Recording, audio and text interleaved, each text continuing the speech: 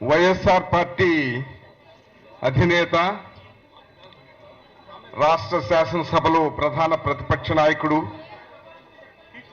మన పార్టీ నాయకుడు యువ నాయకుడు జగన్మోహన్ రెడ్డి గారి జన్మదిన సందర్భంగా ఈనాడు రాష్ట్రమంతటా కూడా ఈ వేడుకలు జరుపుతున్నారు. చాలా సంతోషం. మన అందరి తరఫున జగన్మోహన్ రెడ్డి గారికి హృదయపూర్వక జన్మదిన శుభాకాంక్షలు తెలియజేస్తున్నాం. మరి ఈనాడు మనం చూస్తున్నాము, మన యువ నేత జగన్మోహన్ రెడ్డి గారు ఈ రోజుకి 3494.1 కిలోమీటర్లు పాదయాత్ర చేశారు, ప్రజా సంకల్ప యాత్ర చేశారు. ఈ ప్రజా సంకల్ప యాత్రలో మరి ఆయన లక్షలాది మంది అభాగ్యుల్ని, నిరుపేదలని, పేద ప్రజల్ని, అలాగే రైతుల్ని, రైతు కూలీలని, విద్యార్థుల్ని, మహిళల్ని, వయోవృద్ధుల్ని, అన్ని రకాల అంగవైకల్యం ఉన్నటువంటి వ్యక్తుల్ని, లక్షలాది మంది అన్ని ప్రజల్ని కలిసి వాళ్ళ సాధక బాధకాలు తెలుసుకోవడమే కాకుండా వాళ్ళకి భరోసా ఇస్తూ ఈనాడు చేస్తున్నటువంటి మహాసంకల్ప యాత్ర నిజంగా ఈరోజు దాదాపు 3500 కిలోమీటర్లు పూర్తి చేసుకొని బహుశా ఇంకొక 20 రోజులు ఉంది, అది ఇంకొక 150 కిలోమీటర్లు చేసే అవకాశం ఉంది. కాబట్టి ఇంత పాదయాత్ర చేసినటువంటి వ్యక్తి బహుశా భారతదేశంలో కదా ప్రపంచంలోనే ఎవరైనా ప్రజానాయకుడు చేసి ఉండడని కూడా నేను అభిప్రాయపడుతున్నాను. ఈనాడు ఈ ప్రజా సంకల్ప యాత్ర పూర్వకంగా మరి జగన్మోహన్ రెడ్డి గారు తండ్రి గారు రాజశేఖర రెడ్డి గారు ఆ రోజు 1470 కిలోమీటర్లు చేసి రాష్ట్ర ప్రజలందరూ, ఆ రోజు తెలంగాణ ఆంధ్రప్రదేశ్లో ఉన్నటువంటి ప్రజలందరూ కష్ట సుఖాలు తెలుసుకున్నటువంటి మహానాయకుడు జగన్మోహన్ రెడ్డి గారి తండ్రి గారు రాజశేఖర రెడ్డి గారు. అందుకనే ఆయన అన్ని ప్రజా కార్యక్రమాలు, ప్రజాహితమైనటువంటి కార్యక్రమాలు, అభివృద్ధి కార్యక్రమాలు చేయడం కూడా జరిగిందని కూడా నేను మనవి చేస్తున్నాను. అదేవిధంగా వారి కుమారుడు జగన్మోహన్ రెడ్డి గారు కూడా ఈనాడు పరిపూర్ణమైనటువంటి ప్రజానాయకుడిగా మరి పరిణితి చెందాడని నేను అభిప్రాయపడుతున్నాను. తప్పకుండా ఆయన రాబోయే రోజుల్లో ఈ రాష్ట్ర ప్రజలు, ఆంధ్రప్రదేశ్ రాష్ట్ర ప్రజల యొక్క ఆశీర్వాద బలంతో తప్పనిసరిగా రాష్ట్రానికి ముఖ్యమంత్రి కావాలని అందరూ ఆశిస్తున్నారు. ఆయన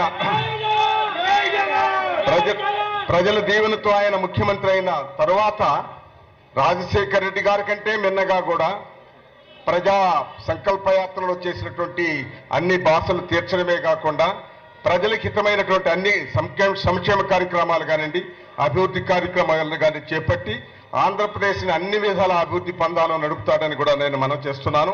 అందుకనే ఆంధ్రప్రదేశ్ ప్రజలు ఒక్కసారి జగన్మోహన్ రెడ్డి గారిని ఆశీర్వదించవలసిందిగా కోరుతున్నాను. ఈనాడున్నటువంటి ప్రభుత్వం నిరంకుశ, నిజంగా అవినీతి కార్యక్రమాలు చేస్తూ ఎన్నో ప్రజా వ్యతిరేకమైనటువంటి కార్యక్రమాలు, అప్రజాస్వామికమైనటువంటి, అనైతికమైనటువంటి, అవినీతిమైనటువంటి, నిరంకుశమైనటువంటి కార్యక్రమాలు చేస్తూ ప్రజాస్వామ్యాన్ని మంటగలుపుతున్నటువంటి ఈ ప్రభుత్వాన్ని తప్పనిసరిగా విరామం ఇవ్వాల్సిన అవసరం ఉందని కూడా నేను మనవి చేస్తున్నాను. రాష్ట్ర ప్రజలందరూ కూడా దృఢ సంకల్పలై ఉన్నారని కూడా నేను మనవి చేస్తున్నాను. అందువల్ల తప్పనిసరిగా ఈనాడున్నటువంటి ప్రభుత్వానికి మరి తిరోధకాలు ఇచ్చి తప్పనిసరిగా ప్రజాహితమైనటువంటి కార్యక్రమాలకి జగన్మోహన్ రెడ్డి గారికి అవకాశం ఇస్తారని కూడా నేను మనవి చేస్తూ, ఏది ఏమైనా సరే ఈనాడు ఈ జన్మదిన సందర్భంగా జగన్మోహన్ రెడ్డి గారికి ఎన్నో జన్మదిన కార్యక్రమాలు చేసుకోవాల్సినటువంటి మహానాయకుని కుమారుడు, ఒక్కొక్క యువ నాయకుడిని అంతమొందించాలని ప్రయత్నం చేసినటువంటి దుర్మార్గులు కూడా ఎవరనేది బయట తేలవలసిన అవసరం ఉందని కూడా నేను మనవి చేస్తున్నాను. ఈ రాష్ట్ర ప్రజలందరూ కూడా, దేశ ప్రజలందరూ కూడా ఆ దుర్మార్గ కార్యక్రమం చేసినటువంటి వ్యక్తి ఎవరు అనేది కూడా తెలియవలసిన అవసరం ఉందని కూడా నేను మనవి చేస్తున్నాను. అవన్నీ కూడా త్వరలోనే బయటకు వస్తాయని కూడా నేను మనవి చేస్తున్నాను. అందుకనే ఈనాడు ఈ రాష్ట్ర ప్రజలందరూ కూడా జగన్మోహన్ రెడ్డి గారికి తప్పనిసరిగా అవకాశం ఇవ్వాలి అని, ఆశీర్వదించాలనే ఉద్దేశంతో ఉన్నారని కూడా నేను మనవి చేస్తున్నాను.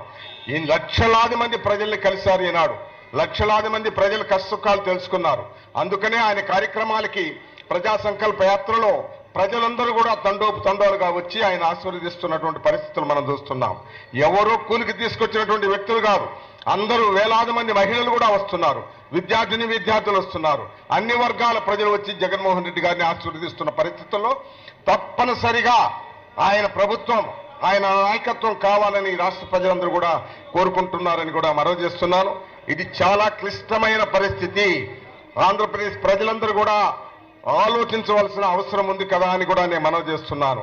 మనం చూస్తున్నటువంటి దుర్మార్గమైనటువంటి పరిపాలనకి అంతమొందించవలసిన అవసరం ఉందని కూడా నేను మనవి చేస్తూ, ఒక్క పర్యాయం తప్పనిసరిగా మన యువ నాయకుడు జగన్మోహన్ రెడ్డి గారికి అవకాశం ఇవ్వండి. చూద్దాం ఆయన పరిపాలన కూడా. 2019లో తప్పనిసరిగా అవకాశం ఇవ్వాలి. 2024 రానే వస్తుంది. అప్పుడు రాజశేఖర రెడ్డి గారి వలె ఆయన కూడా ప్రజా హితము కోరి ప్రజలకు అన్ని మేలు చేస్తున్నాడు.